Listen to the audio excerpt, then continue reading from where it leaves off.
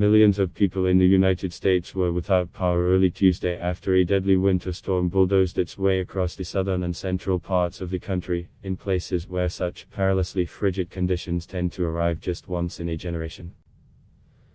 The massive storm was expected to bring snow, sleet and freezing rain to the northeast, while the central part of the country braced for several more days of record low temperatures and continued power failures.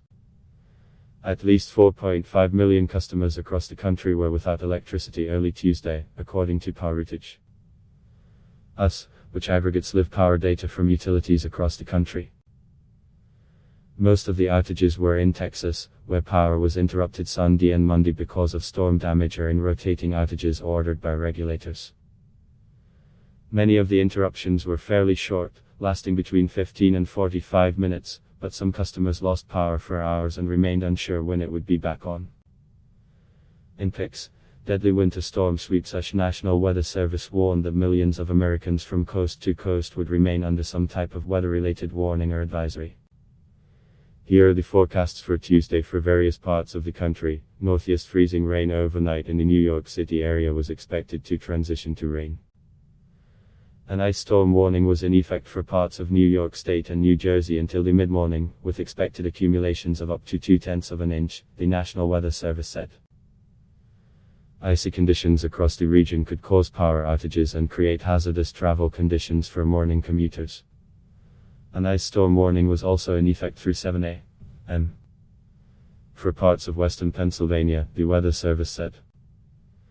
Freezing rain with ice accumulations around 1/4 of an inch were expected. As the weather system reached north, a winter storm warning was in effect for Vermont and northern New York. The storm was forecast to bring up to 10 inches of snow, sleet and freezing rain to those areas.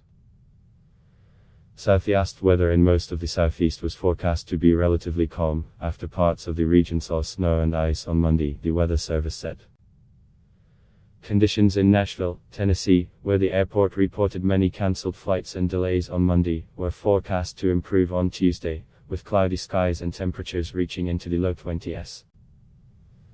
There were also reports of flurries and light snow in Georgia. Midwest and Texas. A new storm is expected to develop on Tuesday, bringing up to 4 inches of snow across portions of Oklahoma, Missouri and the Ohio Valley, according to the Weather Service. Northern parts of Arkansas are expected to receive about 12 inches of snow. In Texas, freezing rain was expected across the state, with ice accumulations of up to half an inch.